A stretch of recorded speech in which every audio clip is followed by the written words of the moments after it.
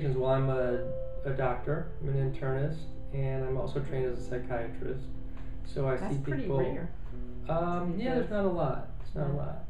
So and I've worked with people in the homeless community in jails and prisons pretty much my whole training and career. So I guess the qualification comes from just being there and doing the work. It's not formal study or anything like that. So, what would draw you to this population?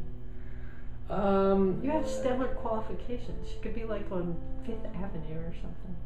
Well, I think, initially as a medical student, I was drawn to the population in that it's a population that I went to medical school in Cleveland. I grew up in Cleveland. Really, in Cleveland, you have the Cleveland Clinic and you have university hospitals treating people who have insurance. And, sometimes people from, the Middle East or, very high up ranking people. They're great centers, but, a lot of people there who are homeless or disenfranchised didn't get medical care.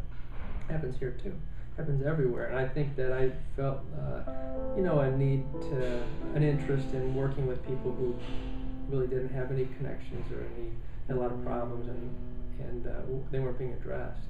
In the prison system, I know people who come out of the prison system who feel very anxious about being released. I know a guy who was in there in Boston who was in for 25 years or so, and he was in his 40s, I think. So since a young man, and he was released with a check for $30 or something like that for his work in prison for that amount of time.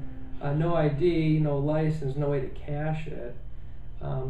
Really, somebody in their 40s who had trouble as a teenager had no idea how to survive. And we had a pretty active outreach group, and one of our outreach workers, he showed up at our doorstep in this old house in Somerville, Massachusetts, and we tried to find him a place to stay. And one of our outreach workers took him to a shelter, which was at that point all we could find.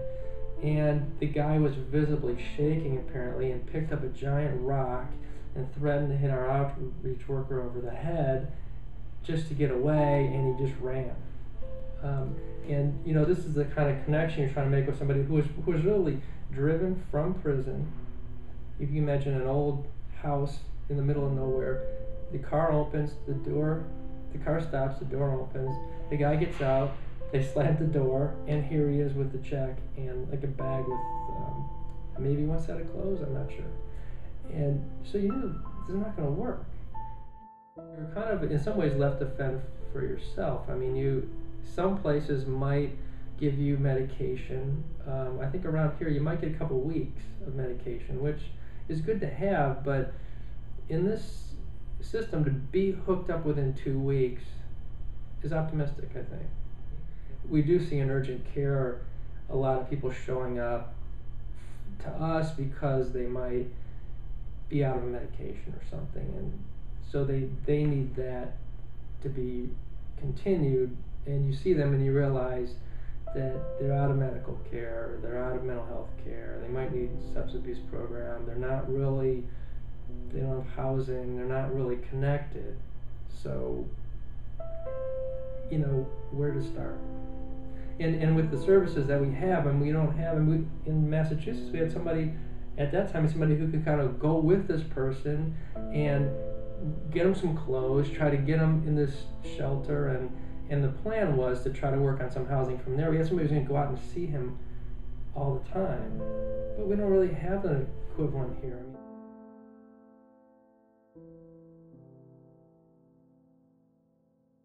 I mean,